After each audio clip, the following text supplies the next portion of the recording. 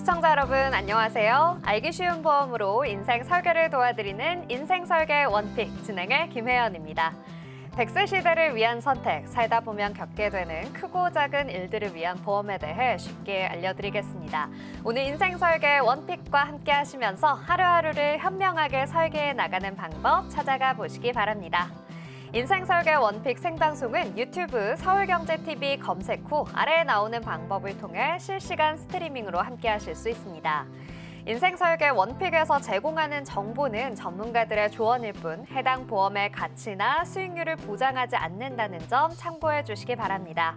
또한 서울경제TV, 서울경제신문은 당사의 브랜드입니다. 서울경제증권TV, 서울경제TV 손실복구팀과는 무관하며 기타 유사 명칭에 주의해 주시기 바랍니다. 그럼 인생설계 원픽 본격적으로 시작해 보겠습니다. 오늘도 여러분의 현명한 인생 설계를 도와주실 세 분의 전문가님 모셨습니다. 전문가 여러분 안녕하세요. 네, 한 분 한 분 시청자 여러분과 인사 나눠보도록 하겠습니다. 먼저 서정 전문가님, 시청자 여러분께 인사 부탁드립니다. 네, 안녕하세요. 가장 투명하게 일하는 서정 전문가입니다. 네, 가장 투명하게 일하는 전문가님, 오늘 또 어떤 투명한 내용으로 우리 시청자 여러분께 유익한 정보 주실지 기대가 됩니다. 이어서 최재호 전문가님 인사 부탁드립니다. 네, 보험을 넘어 삶의 가치를 지키는 보험 전문가 최재호입니다. 네, 삶의 가치를 지키는 전문가, 오늘 내용 굉장히 기대가 되는데요. 전문가님 내용도 기대해 보겠습니다. 이어서 윤현성 전문가님 인사 부탁드립니다. 네, 안녕하세요. 여러분들의 마지막 보험 담당자를 희망하는 윤현성입니다. 네, 보험 중에서도 마지막 보험 담당자가 되고 싶다. 멋진 포부 밝혀주셨습니다. 자, 이렇게 오늘도 세 분과 함께 여러분께 유익한 보험 정보 이야기 드릴 수 있도록 하겠습니다. 자, 그럼 오늘 준비된 내용들 굉장히 궁금하네요. 첫 번째 주제부터 화면으로 만나보시죠.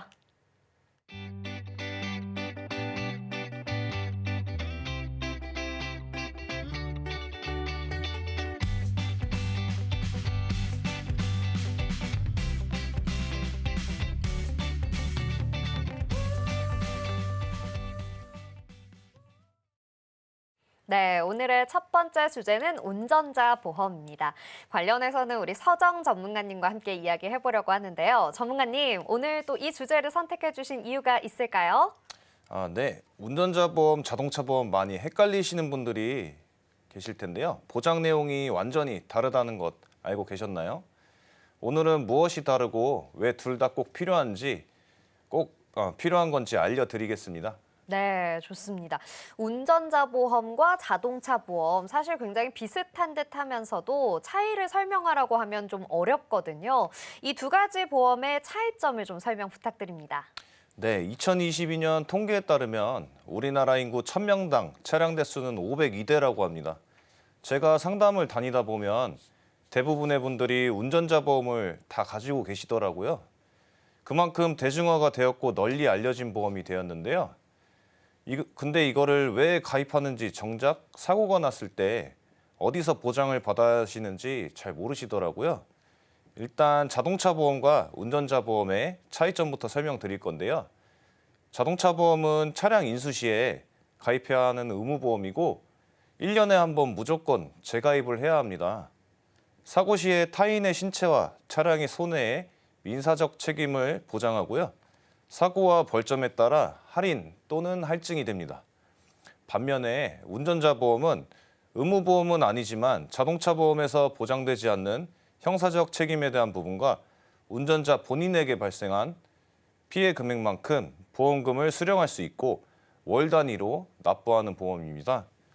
사고나 벌점이 많아도 운전자 보험은 할증이 되지 않고 약정한 기간, 납입 기간에 따라 재가입을 합니다.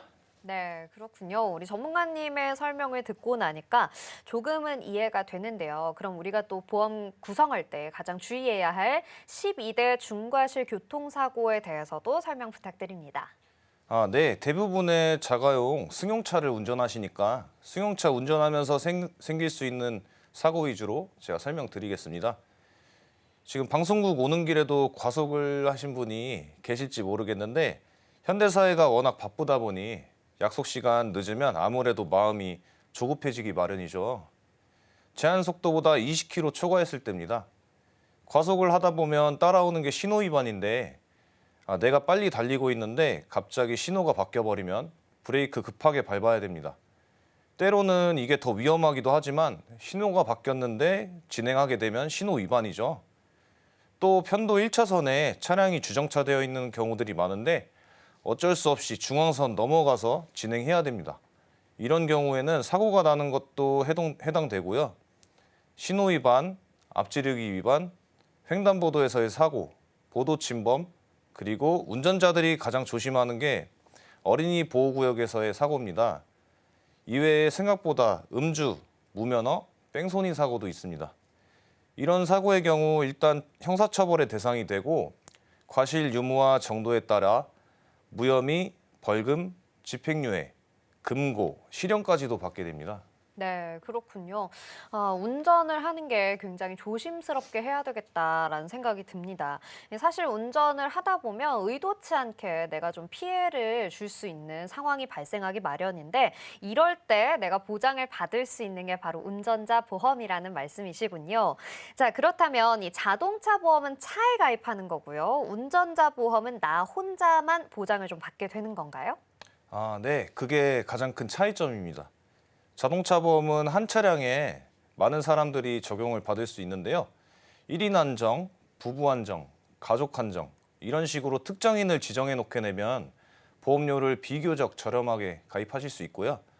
회사나 법인 차량의 경우에는 만 26세 또는 30세 이상 누구나 운전으로 해서 나이를 충족하면 누구라도 보장받을 수 있는 것이 자동차 보험입니다. 반면에 운전자 보험은 내가 가입하면 내가 어떤 차량을 운전하던 간에 보장을 받을 수 있습니다. 내 명의의 차량뿐만 아니라 친구나 지인의 차량, 회사 차량, 부모님 차량 등 명의에 상관없이 내가 운전하다가 사고 나면 보상받을 수가 있습니다. 예를 들어 내가 회사 차량으로 출장 갔다가 사고 났는데 운전자 보험을 가지고 있으면 회사에서 나에게 아무것도 해주지 않더라도 나는 내 운전자 보험으로 보장을 받을 수 있습니다.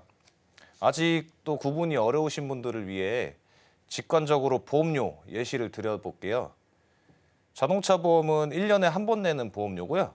개인마다 사고나 이력이 천차만별이다 보니 보험료가 적게는 30만 원대부터 많게는 300만 원대까지 굉장히 스펙트럼이 넓은 편입니다. 30년 무사고인 분도 있겠지만 1년에 사고 3번 이상 나시는 분도 있으시니까요. 반면에 운전자 보험은 매월 납부하는 금액이고요. 운전자 보험 특약만 넣게 되면 영업용은 3만 원대, 개인은 1만 원대로 준비하실 수 있습니다. 네, 그렇군요. 이 보험료를 이야기해 주시니까 내가 내고 있는 금액이 운전자 보험인지 자동차 보험인지 좀 확실하게 구분이 되는 것 같습니다. 자, 그런데 제가 이 주변에 운전자 보험 얼마나 내세요 하고 여쭤보면 다들 금액이 좀 천차만별이더라고요. 어떤 분들은 10,000원이다, 또 5만 원이다, 또 10만 원이다 하시는 분들도 있던데 이게 금액을 많이 내면 많이 낼수록 좋은 건가요, 전문가님? 아주 좋은 질문 해주셨습니다. 저도 다른 건 모르겠는데 운전자 보험 내 거는 5만 원짜리다, 10만 원짜리다 자랑하시는 분들이 더러 계시거든요. 솔직하게 말씀드리면 그분들은 자랑하실 게 아니고 잘 모르셔서 불필요한 보험료를 좀 과하게 내시는 거라고 볼 수 있습니다. 크게 두 가지의 경우가 있는데요. 첫 번째는 적립금이라고 들어보셨을 거예요. 제가 앞서 운전자 특약은 영업용은 3만 원대, 자가용은 1만 원대라고 말씀드렸는데 이 이상 초과하는 금액은 운전자 보장이 아닌 적립금들로 채워져 있다고 보시면 되고요. 특히나 내 운전자 보험료가 11,972원 이런 식으로 1회짜리까지 책정되어 있는 금액이 아닌 딱 2만 원, 3만 원, 5만 원 이렇게 0000으로 끝나게 되면은 100% 적립금이 들어가 있는 계약으로 의심해 볼 수 있습니다. 네. 은행에서 원금에 이자를 더해주지만 보험사에서는 적립금을 넣으신 경우 납입 기간이 만료되기 전에 해지하시게 될 때는 해지연금이 원금도 나오지 않으세요. 그럼에도 불구하고 일부 설계사들은 고객들의 운전자 보험을 설계할 때 아무 설명도 하지 않고 이런 식으로 적립금을 넣었는데요. 이렇게 되면 보험사와 설계사는 이득을 보지만 보험가입자는 손해를 보게 됩니다. 따라서 굳이 적립금을 넣어서 보험료 많이 내시는 것보다는 본인에게 필요한 보장을 보강하시거나 혹은 목돈을 모으고 싶으신 분들은 저축 상품에 따로 가입하시는 게 훨씬 현명한 선택이라고 말씀드릴 수 있습니다. 네, 그렇군요. 그럼 결국 이 5만 원, 10만 원 내고 계시는 분들이 조금 손해를 보고 계실 수도 있다라는 이야기인 것 같습니다. 그런데요, 전문가님, 이 운전자 보험 한 번 가입하면 계속 쭉 유지해 나가면 되는 건가요? 아닙니다. 아쉽게도 운전자 보험은 가장 관리가 필요한 보험 중 하나인데요. 네. 왜냐하면 운전자 보험을 가입하고 보통 2년 정도 지나면 보장 금액이 크게 늘어나거나 약관이나 보장 내용이 업그레이드가 됩니다. 예를 들어 2020년부터 민식이법이 시행되어 운전자 보험의 필요성이 대두되었는데요. 사실상 이 법 때문에 보험회사의 운전자 보험 판매량이 급격히 증가했습니다. 12대 중과실 중에 민식이법, 즉 스쿨존 사고에 대해서 조금 자세히 살펴보면 어린이 보호구역에서의 규정 속도인 30km를 초과해서 만 13세 미만의 어린이를 사망 또는 중상해 사고가 아닌 다치게만 해도 형사처벌 대상이 된다는 것을 우리가 주목해봐야 되고요. 20년도 이전에 가입하셨던 분들은 스쿨존 사고에 대한 보장이 아예 없으시거나 굉장히 적은데 보험료는 지금이나 그때나 거의 동일합니다. 네. 제가 14년도에 가입했던 운전자 보험을 증권을 버리지 않고 아직 가지고 있는데요. 교통사고 처리지원금이 당시에는 3천만 원 한도였어요. 보험료는 11,480원이었고요. 현재 제가 가지고 있는 운전자 보험은 교통사고 처리지원금 2억을 보장하는데 보험료는 오히려 저렴해졌습니다. 보장 금액이 약 7배가 증액이 되었는데도 보험료가 그대로인 것을 보면은 이것이 운전자 보험의 특징입니다. 네. 제가 추천드리는 교체 주기는 약 2년에서 3년 정도인데요. 이걸 그냥 날짜를 세기보다는 중요 내용이 업그레이드 되거나 보장 한도가 확대될 때 자세히 설명을 드리는 편입니다. 네. 최근에도 약 5개월 전에 비탑승중 사고라고 해서 한문철 변호사께서 의견을 제시해서 보험사 약관 개정한 내용이 있는데요. 이 내용이 경사로에 주차를 하고 나섰는데 차량이 오래된 경우에 브레이크나 파킹 기어의 노후로 잘 체결되지 않아서 경사로 아래로 차가 굴러 내려와서 사고가 종종 발생합니다. 이 경우에는 예전 운전자 보험에서는 비탑승중 사고라고 해서 면책사항이었는데 최근 운전자 보험에서는 약관 개정돼서 운전 중과 동일하게 형사책임 피해 금액을 보상받을 수 있습니다. 보험은 옛날 보험이 좋다라는 말이 있는데 운전자 보험만큼은 전혀 해당되지 않고요.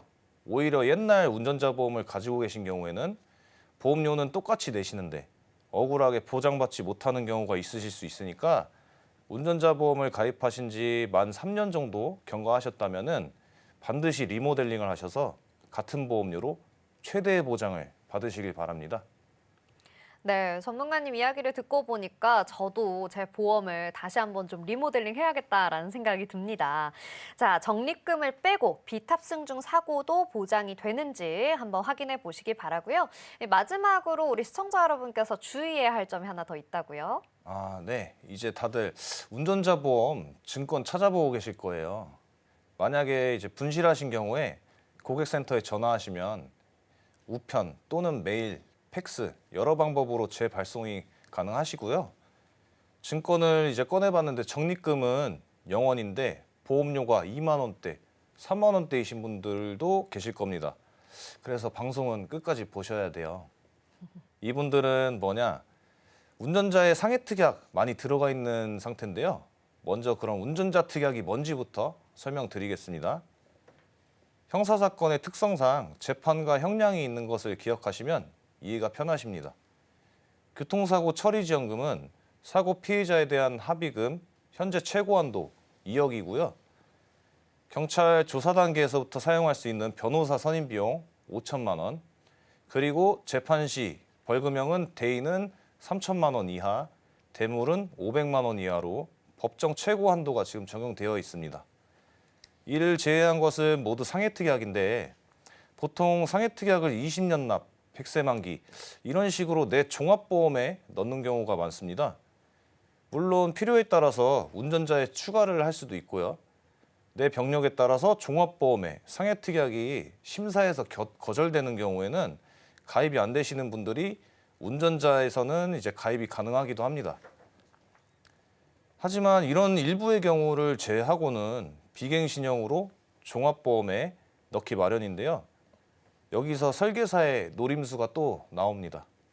이제 똑똑해진 고객들은 설계사에게 적립금은 빼주세요 라고 말합니다.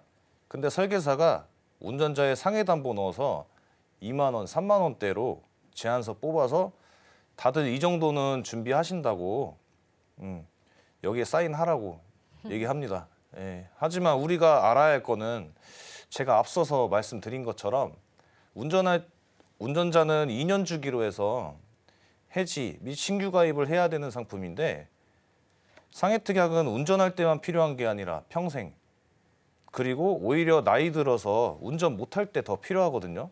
사고율도 더 높아지고요.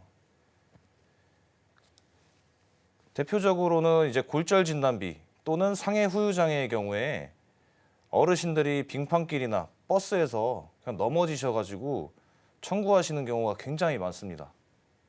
이렇게 계속 해지해야 되는 운전자 보험에 상해특약을 넣게 되면은 평생 보험료 내셔야겠죠. 따라서 운전자 보험에는 딱 운전자 특약만 넣어서 저렴하게 가입하시는 게 가장 현명한 방법입니다. 네, 그렇군요. 이 상해특약은 종합보험으로 가입을 하시는 것이 더욱더 좋다라고 이야기해 주셨습니다. 운전자 보험에도 이렇게 중요한 내용들이 많이 있었네요. 특히 운전을 하고 계시는 분들은 더더욱 잘 알고 계셔야겠습니다. 자, 그러면 전문가님 마지막으로 우리 시청자 여러분이 운전자 보험을 구성하실 때 주의할 점 몇 가지만 짚어주세요. 네. 첫 번째, 자동차 보험과 운전자 보험은 다르다. 자동차 보험은 타인과 민사소송, 운전자 보험은 나와 형사합의를 보장하는 보험입니다. 두 보험 모두 필요하다는 것 앞선 시간에서 다 알아보았죠. 그리고 두 번째, 12대 중과실 사고에는 운전자 보험이 필수. 네, 12대 중과실은 형사처벌의 대상이 되기 때문에 자동차 보험에서는 보장을 해주지 않는 형사합의금을 운전자 보험으로 꼭 준비하셔야 됩니다. 그리고 세 번째, 적립금과 상해특약을 빼고 컴팩트하게 운전자 특약만 따로 저렴하게 가입하셔서 자가용 1만 원대로 준비하시는 것이 유리하다고 얘기 드렸었죠. 그리고 네 번째, 가입 후 3년이 지났다면 리모델링이 필수. 보장 범위와 보장 금액이 정책에 따라서 확대 또는 변경이 되기 때문에요. 내 운전자 보험 전문가에게 꼭 확인해 보셔야 됩니다. 네, 좋습니다. 오늘 소개해드린 정보 시청자 여러분들의 판단을 위한 조언일 뿐이라는 점 기억해 주시고요. 여러분께서 지혜롭게 활용해 보시기 바랍니다. 운전자 보험 내용 화면으로 정리해 보겠습니다.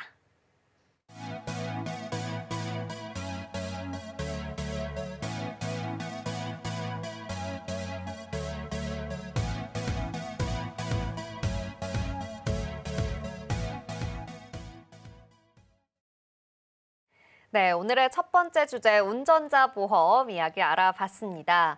운전자 보험뿐만 아니라 오늘 또 두 번째 주제도 굉장히 기대가 되는데요. 두 번째 주제도 화면으로 만나보시죠.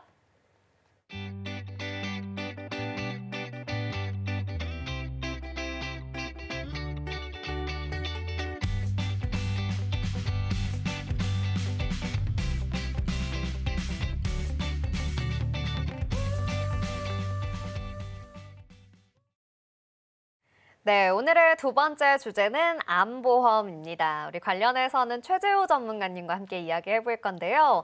전문가님, 오늘 암보험이라는 주제를 선정하신 이유가 있을까요? 네, 우리나라 3대 질병에는 암, 뇌혈관 질환, 심혈관 질환이 있는데요. 그중에서도 암이라는 질병은 3대 질병 중에 정말 우리 주변에 가까이 있는 질병인 것 같습니다. 보통 내 주변에 가족이나 친척, 지인이나 멀리까지 가지 않더라도 지인의 지인 정도 중에서만 봐도 암 관련 질병을 겪어본 분들은 찾아볼 수가 있고요. 드라마나 영화에서도 많이 언급되는 질병이죠. 그렇기 때문에 암이라는 질병은 우리나라 사람들에게는 나에게도 언제든지 찾아올 수 있는 질병이라는 이미지가 강합니다. 그래서 정말 보험에 관심이 없으신 분들도 암보험 하나쯤은 가지고 계시는 경우가 많습니다. 그래서 오늘 국민들 대다수가 보유하고 있는 이 암보험, 과연 내가 가지고 있는 암보험은 구성이 잘 되어 있는 걸까? 정말 큰일이 생겼을 때 보험으로서의 역할을 잘 해낼 수 있을까에 대한 궁금증을 해결해 드리기 위해서 오늘의 주제를 암보험으로 준비해 봤습니다. 네, 맞아요. 아직 이 보험에 큰 관심이 없는 제 주변의 분들도 암보험은 하나쯤 꼭 가지고 계신 것 같더라고요. 자, 그러면 자세하게 이 암보험에 대해서 좀 설명해 주십시오. 네, 예전엔 누가 암에 걸렸다는 이야기를 들으면 사망이라는 단어가 같이 따라붙었지만 최근 의료 기술의 발달로 암 환자의 생존율은 매년 증가하고 있습니다. 위 자료는 국가암 등록 자료에서 1993년부터 2019년까지 암을 진단받은 환자 중 통계청 사망 자료와 행정안전부 주민등록 전산망에서 2020년 12월 31일까지 생사가 확인된 약 300만 명에 대한 생존을 분석한 자료입니다. 최근 5년간 발생한 암 환자의 5년 생존율은 70.7%로 10명 중 7명 이상은 5년 이상 생존하는 것으로 추정되었습니다. 이 수치는 93년부터 95년 발생한 암 환자의 생존율 42.9%와 비교해 보았을 때 무려 27.8%나 증가한 수치라는 것을 알 수 있습니다. 남녀별 생존율은 남자 64.5%, 여자 77.3%로 여성이 더 높게 나왔는데요. 이는 생존율이 높은 갑상선암, 유방암이 여성에서 남성보다 더 많이 발생하기 때문으로 추정됩니다. 네, 그렇군요. 이 점점 생존율이 높아지고 있다라는 통계를 보여주셨는데, 암 환자분들의 생존율이 올라갔다라는 건 사실 좋은 일 아닌가요, 전문가님? 그렇죠. 암 환자분들의 생존율이 올라갔다는 점은 좋은 점이지만 예전과 다르게 지금 암이 무서운 점은 암이라는 병 자체도 있지만 암 치료 기간 동안 발생되는 병원비입니다. 암 진단을 받게 되면 환자의 90% 이상이 항암 치료나 수술을 받게 됩니다. 항암 치료는 매 치료시마다 500에서 1000만 원 정도의 치료비가 나오는데요. 실비보험으로 처리하면 되지 않나 라고 생각하시는 분들이 많이 계십니다. 하지만 항암 방사선 치료는 보통 상급 종합병원에서 통원 치료로 진행되는 경우가 대부분이기 때문에 실비 한도가 굉장히 작아서 환자 개인이 거의 모든 치료비의 부담을 떠안게 됩니다. 그리고 치료를 위한 휴직이나 퇴직으로 인한 소득 단절 등을 생각했을 때 생활비에도 부담이 가게 되는 경우가 많습니다. 네, 그렇군요. 이 암 진단을 받았다는 사실도 굉장히 무서울 텐데 거기에 치료비가 뭐 한 번에 1000만 원까지 지출이 된다고 하면 정말 가계 부담이 커질 것 같습니다. 그런데 거기에 소득 단절까지 발생하다니요. 정말 마음이 안 좋으실 것 같다라는 생각이 드는데요.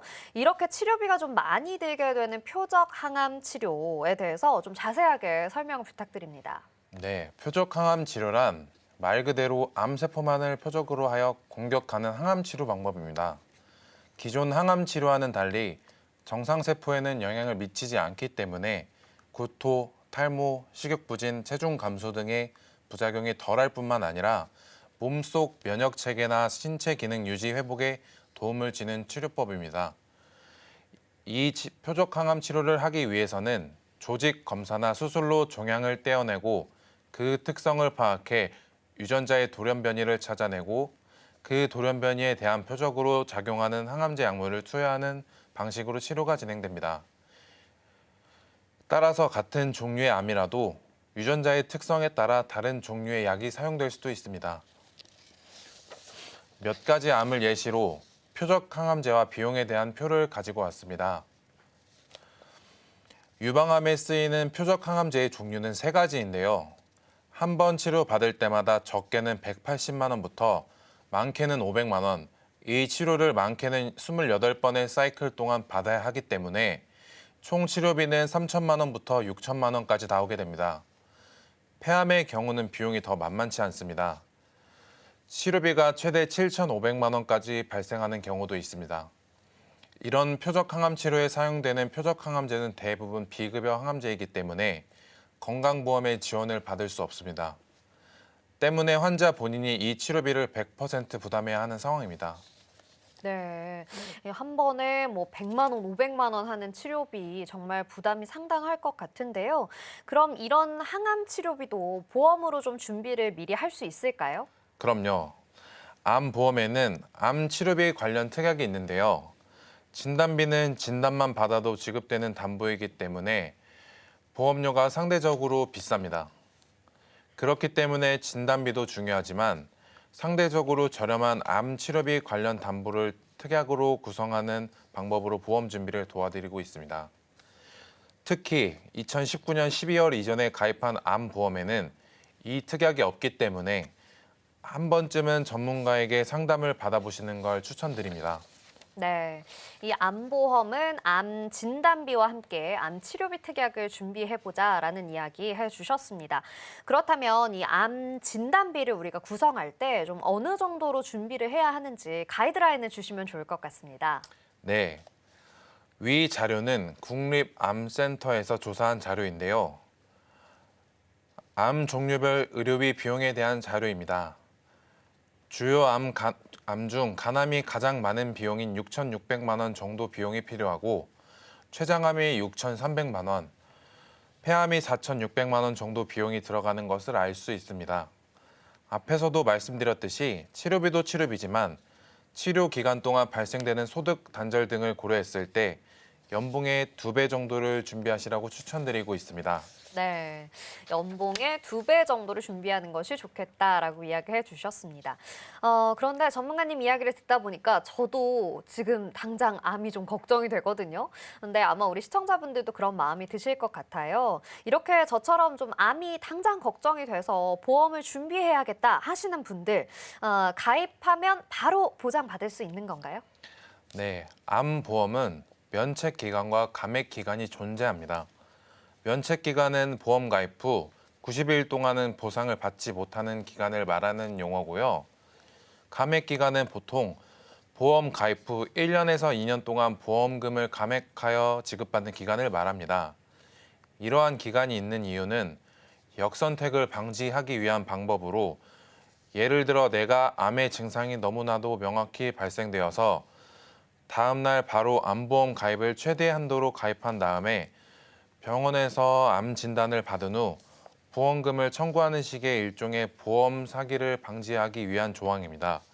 하지만 이러한 극소수의 나쁜 케이스가 발생되지 않기 위해 만든 조항이 대부분의 선량한 고객들에게는 큰 걸림돌이 되고는 했습니다. 예를 들어 건강검진이 예정되어 있는 분 같은 경우가 이에 해당되겠죠. 그런데 최근 A사를 시작으로 감액 기간을 적용하지 않는다거나 심지어 면책 기간도 없는 보험 상품들이 출시되고 있습니다. 이러한 보험은 오늘 가입하고 내일 암 진단을 받는다고 해도 암 진단비를 지급받으실 수 있습니다.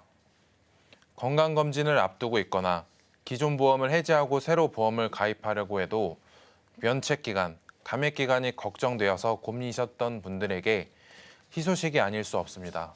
네, 정말 좋은 소식인 것 같습니다. 그런데 제가 알고 있기로는요, 이 암보험은 최초 1회만 보장이 된다라고 알고 있는데 이게 맞는 말일까요, 전문가님? 네, 과거의 암은 평생에 한 번 걸리는 병이었습니다. 그렇다 보니 과거의 암 진단비는 그냥 암 진단비 한 개였습니다. 어떤 암에 걸리든 여러 부위의 암이 동시에 발병되어도 진단비는 1회만 지급되었죠. 하지만 이제는 암을 평생 관리해야 하는 시대에 접어들었습니다. 첨단 의료 기술의 발달과 함께 암 치료 기술이 좋아지면서 암 환자의 생존율이 계속해서 높아지고 있기 때문인데요. 그렇다 보니 첫 번째 암이 완치된 후에 두 번째 암이 또 발병되는 경우도 있습니다. 그리고 다른 기관으로 전이되는 경우도 많고요. 그렇기 때문에 각 보험사에서도 현재 시대에 맞게 암 진단비 담보도 변화하고 있습니다. 바로 통합암 진단비 담보인데요. 암을 한 번 진단받고 나서 새로운 암이 다시 발병한다던가 암이 전이가 된다던가 했을 때 각각 암 진단비를 여러 번 받을 수 있는 담보를 통합암 진단비 담보라고 합니다. 통합암 진단비 담보 굉장히 파격적인 보험인 것 같은데요. 자, 그런데 정말 이 암을 여러 번 진단받는 경우가 좀 많이 있는 건가요? 최근에는 암으로 진단받으신 분들 중에 상당수가 전이암을 함께 진단받는다고 합니다. 2019년 암 등록 통계치에 따르면 암 환자의 약 50%는 전이암 환자라고 하는데요. 처음으로 발생하는 원발암에 대한 준비도 중요하지만 암 발병 후 다른 부위로 전이되거나 재발했을 경우에 대한 대비도 함께 해주셔야 합니다. 기존에 가지고 계시는 암 진단비는 최초 1회만 보장이 되기 때문입니다. 이제는 보장을 2중, 3중으로 안전하고 철저하게 준비해 보시는 건 어떨까요? 서구화된 식습관 등으로 인해 과거에는 고령자가 진단받던 암을 이제는 20, 30대 분들도 많이 진단받고 있습니다. 그렇기 때문에 암 진단비뿐만 아니라 암 치료비 특약, 암 수술비 등을 가성비 좋게 준비하셔서 내가 만약 암 진단을 받더라도 금전적으로 든든하게 보장받을 수 있게 이번 기회에 전문가를 통해 보험 점검을 받아보시길 추천드립니다. 네, 좋습니다. 오늘 소개해드린 정보 시청자 여러분의 판단을 위한 조언일 뿐이라는 점 기억해 주시고요. 여러분께서 현명하게 활용해 보시기 바랍니다. 암보험 내용 화면으로 정리해 보겠습니다.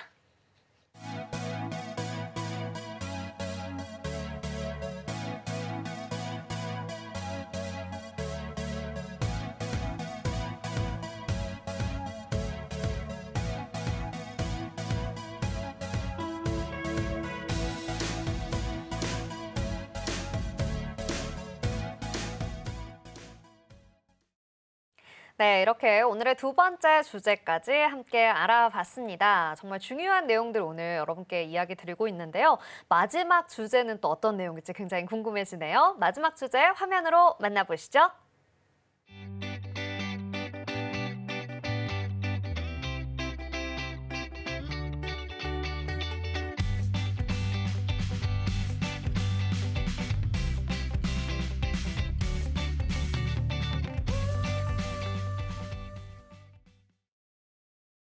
네, 오늘의 세 번째 주제는 바로 간병보험입니다. 관련해서는 윤현성 전문가님과 함께 이야기해 보려고 하는데요.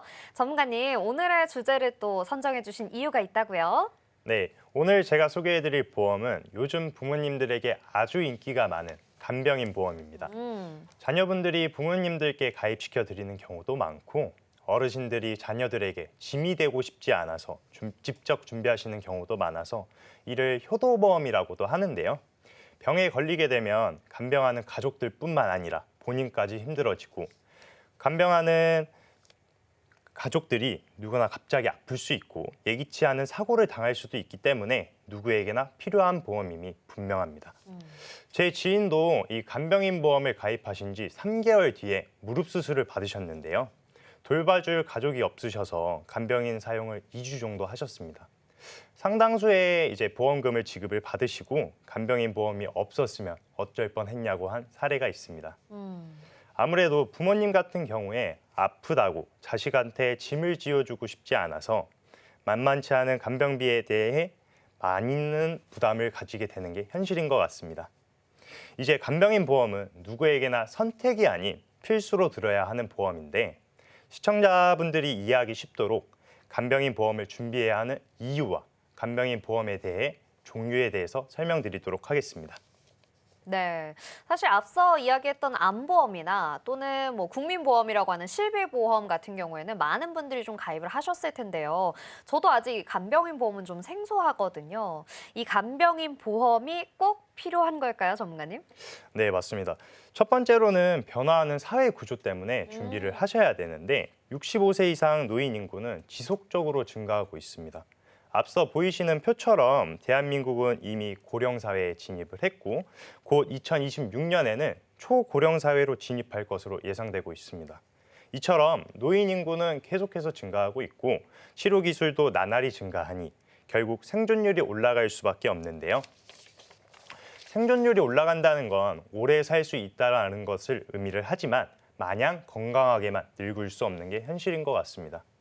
또 지금은 가족들이 한 지역에 사는 경우가 굉장히 드물고 부모님은 지방에 계시는데 자녀들은 취직해서 수도권으로 올라가 있는 상황이거나 지역을 이전하는 경우도 굉장히 많아서 이런 상황 속에서 가족 간병을 하는 것이 어렵다 보니 간병인에 대한 수요도 보시는 바와 같이 올라갈 수밖에 없습니다. 그리고 예전에는 워낙 대가족화이기도 했고 형제 자매가 돌아가면서 간병을 했습니다.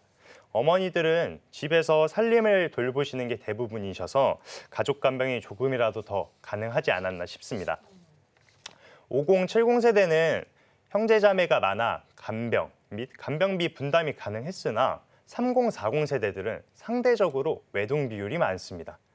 부모님과 같이 사는 경우도 찾아보기 어렵다 보니 주로 지방에 부모님이 계시면 자녀들은 서울로 취직하여 1인 가정으로 살아가는 경우가 많습니다. 네, 맞습니다. 저도 뭐 지금 동생 한 명밖에 없어서 저희 가족도 자녀가 둘밖에 없는 상황이거든요. 그런데 지금 이야기해 주신 것처럼 이 부모님이 지방에 계시는 분들은 더욱더 이 간병보험에 관심을 많이 가지게 될 것 같아요. 자, 그러면 설명해 주신 이유 말고 두 번째 이유는 또 뭘까요? 두 번째는 바로 간병비에 대한 경제적 부담 때문인데요. 나날이 높아지는 간병 비용에 대한 부담은 이미 많은 사회적 부작용을 야기하고 있습니다. 만약 내 가족 중 누가 아프거나 다쳐서 병원에 입원했다고 가정했을 때 치료비는 실손 의료비, 진단비, 수술비 등에서 치료 자금을 마련할 수 있겠죠. 이 정도는 많이들 준비해 두셨더라고요. 네. 근데 그 이유를 생각을 해보면 간병이 필요할 때 누가 해줄 것인지 하루 이틀 정도야 가족 중 한 명이 돌아가면서 봐준다는 생각이 들겠지만 이 간병 기간이 만약 한 달, 두 달 혹은 그 이상이 된다면 현실과 부딪히기 시작합니다. 직접 간병을 하게 되면 생업에 지장이 생기게 되다 보니 간병인을 쓰는 경우가 생기는데요. 간병 비용을 감당하지 못한 가족들의 극단적인 선택이나 간병에 대한 갈등으로 인한 가족 갈등 범죄 등을 우리는 신문 기사나 사회면을 통해서 흔하게 접하게 됩니다. 네. 간병 파산, 간병인을 쓰다가 금전적으로 파산하는 말이 나오고 이와 더불어 간병 지옥이라는 말이 있습니다. 그만큼 간병을 하며 지옥과 같은 경험을 하게 된다는 뜻인데요.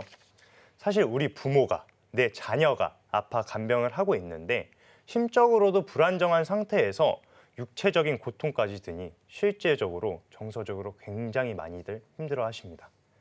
어느 날 갑자기 가족에게 장애나 질병이 생기면 누구나 이런 돌봄과 의료비 문제를 맞닥뜨리게 되는데요. 그러나 간병의 주책임은 여전히 개인에게 물리고 있는 것이 현실입니다. 우리나라는 2025년 노인 인구가 전체의 20%를 차지하고 있고 2050년에는 40%가 넘어갈 것으로 전망하고 있습니다. 여기에 저출산 문제까지 겹치면서 인구 구조가 변해 한 명의 자녀가 두 명의 부모를 간병을 하거나 노인이 노인을 간병하는 경우도 많아질 것으로 예상하고 있습니다. 독박 간병, 간병 파산의 현실이 머지 않았다는 내용인데요. 게다가 입원비와 치료비는 실손 의료비로 자기 부담금을 제외한 나머지를 해결할 수 있지만 간병비는 실손 의료비에서 지원되지 않는 항목이기 때문에 개인의 사비로 나가야 합니다. 일을 그만두고 병원에 치료를 받아야 하기 때문에 직장에서 월급으로 모아둔 돈을 갉아먹을 수밖에 없는 상황인데요. 진단보험금은 준비되었지만 간병비는 필요 없겠지라고 생각하시는 분들이 굉장히 많습니다. 그래서 하루 평균 간병의 비용을 13만 원이라고 계산을 했을 때 일주일이면 91만 원, 한 달이면 390만 원, 그 외에 추가 요금들까지 그 이상의 비용이 든다고 인지를 하셨을 때 과연 이 간병인 보험 필요 없을까요? 문제는 뇌출혈 등 중증 질환 등으로 병원에 오래 계시는 경우 1년의 간병 비용으로만 4천만 원이 넘게 됩니다. 거기에 병원비는 별도로 납부를 하셔야 되는데 형제끼리 나누어도 이 비용은 결코 적은 액수가 아닙니다.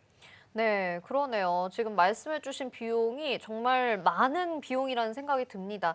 이런 걸 생각하면 진짜 간병에 관련된 어떤 대비책이 꼭 필요하다는 생각이 드네요. 네, 맞습니다. 보시는 바와 같이 최근 간병비가 물가 상승률을 훨씬 웃도는 상승률을 기록하였는데요. 입원 환자를 둔 가족들이 많은 어려움을 토로하고 계십니다. 비용도 비용이지만 제가 병원을 24시간 붙어 있을 수 없기 때문에 간병인이 우리 가족을 대하는 태도나 정성은 간병인 개인의 역량인 것이죠. 일반적으로 측정되는 비용보다 더 적게 줄 수도 없는 노릇입니다. 한마디로 부르는 게 값이라는 상황이죠. 표를 보시면 간병비 부담 체감 비율이 나와 있습니다. 7만 원에서 15만 원 이상 다양한 비용을 부담을 하셨는데요. 이 비용에서도 96%가 넘는 비율이 조금 비싸 부담스럽다는 의견이 많습니다. 네, 그렇죠. 사실 뭐 이 7만 원에서 15만 원 정도가 결코 가벼운 금액은 아니니까요. 지금 말씀해 주신 것들을 쭉 들어보면 반드시 이 간병인 보험을 준비해야 할 것 같습니다. 그런데 간병보험 종류는 또 어떤 것들이 있는지 궁금합니다. 네, 크게 두 가지 정도가 있는데요. 간병인 보험은 지원 일당과 사용 일당으로 나뉘게 됩니다. 간병인 지원 일당은 상해나 질병으로 병원에 입원 시에 간병인을 병원으로 파견해 주는 건데요. 본인이 간병인을 구할 필요 없이 보험사에 요청을 하면 48시간 이내에 간병인을 보내주게 됩니다. 그렇기에 간병인의 신원이라든지 능력이 보장되어 있고 인건비 상승에 대한 부담 없이 쓸 수 있다는 장점이 있습니다. 하지만 이런 큰 장점이 있는 만큼 단점도 있는데요. 48시간 안에 보험회사에서 간병인을 요청을 해야 돼서 입원하고 신청하면 하루에서 이틀 정도 간병인이 늦을 수도 있고 또한 직접 구해야 되지 않아서 수고스러움은 덜 수 있지만 친절하지 않다든지 나와는 맞지 않은 간병인이 올 수도 있습니다.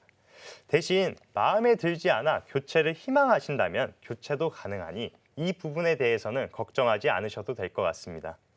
그리고 한 가지 더 큰 단점이 있다면 간병인 지원 일당은 갱신형밖에 없다는 것인데요. 크게 3년 갱신과 10년 갱신으로 선택할 수 있습니다. 네. 3년 갱신은 아무래도 갱신 주기가 짧기 때문에 보험료가 그만큼 저렴하고요.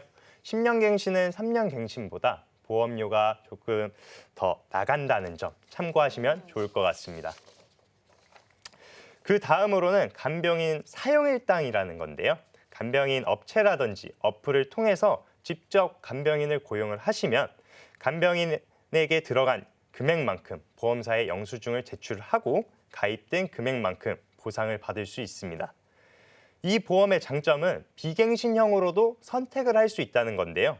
20년 납 90세 만기로 가입한다면 20년만 동일한 금액을 납부를 하시고 90세까지 쭉 보장받으실 수 있습니다. 다만 물가 상승률 대비 인건비 상승을 예측할 수 없기 때문에 가입한 금액 외에는 인건비 상승 부분은 개인이 내야 된다는 점 참고하시면 좋을 것 같습니다. 네, 비갱신형이라 더 좋은 것 아닌가라고 생각을 했는데 우리 전문가님 이야기처럼 인건비 부분이 또 있었네요. 자, 이런 것들을 좀 보완할 수 있는 다른 방법은 없을까요? 네, 그래서 체증형 특약이라는 것이 있습니다. 간병보험의 장점은 일당 또는 지원으로 받을 수 있지만 물가 상승률을 반영하고 있지 않다는 점입니다. 최저임금은 계속 오르고 있는 추세인데 내가 간병을 받아야 할 10년, 20년 뒤에 인건비를 꼭 고려를 해보셔야 되는데 그래서 5년마다 가입 금액의 5%를 인상하는 체증형 특약 또는 보험료 납입이 완료된 이후에 2배가 되는 특약 등이 있으니 가입 시에 이를 고려하셔서 가입하는 것도 방법일 것 같습니다. 마지막으로 한 가지를 더 소개해드리자면 간호간병 통합 서비스에 대해서 모르시는 분들이 많으신 것 같아요. 네. 여러 병원에서 플랜카드나 홍보자료 등으로 보신 분들도 많으실 거라고 생각을 하는데 시행하고 있는 병원들이 많고 서비스를 이용해 보신 분들도 굉장히 있을 거라고 생각을 합니다. 보건복지부와 국민건강보험공단이 간병비 부담을 해소하기 위해 보호자나 간병인이 병실에 상주하지 않고 간호사, 간호조무사, 간병 지원 인력 등 간호 인력이 입원 환자를 직접 돌보면서 24시간 간호간병을 하는 제도입니다. 네, 이 간호간병 통합 서비스의 자세한 장점은 어떤 게 있을까요? 네, 간호간병 통합 서비스의 장점으로는 첫 번째로 제일 중요한 비용입니다. 비용을 절감을 할 수 있어서 건강보험이 적용되어 개인 간병인 고용에 비해 적은 비용으로도 서비스를 이용할 수 있다는 장점이 있는데요.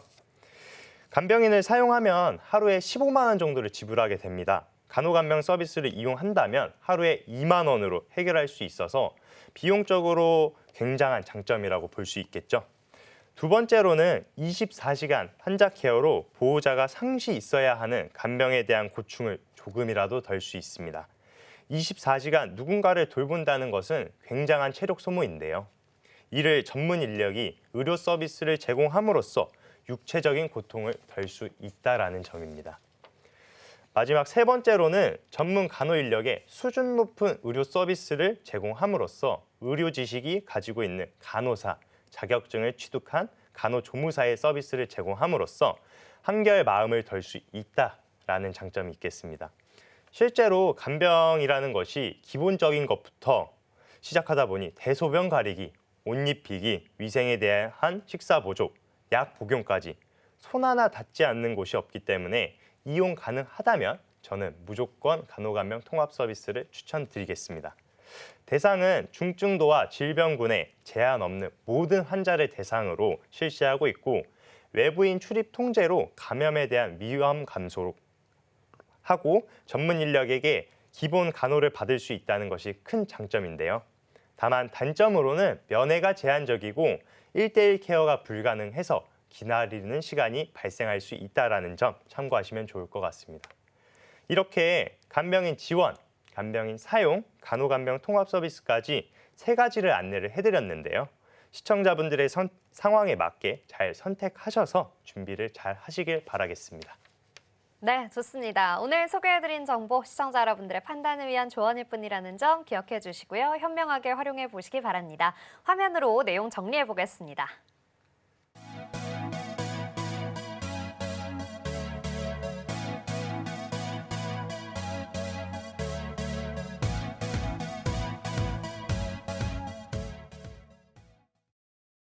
네, 오늘도 이렇게 세 가지 주제로 현명하게 여러분의 인생 설계를 해드릴 수 있는 내용 알아봤습니다. 인생 설계 원픽에서 제공하는 정보는 전문가들의 조언일 뿐 해당 보험의 가치나 수익률을 보장하지 않는다는 점 기억해 주시고요. 오늘 방송 서울경제TV 홈페이지와 서울경제TV 유튜브를 통해 다시 보실 수 있습니다. 인생 설계 원픽 저희가 준비한 내용은 여기까지입니다. 시청해주신 여러분 고맙습니다.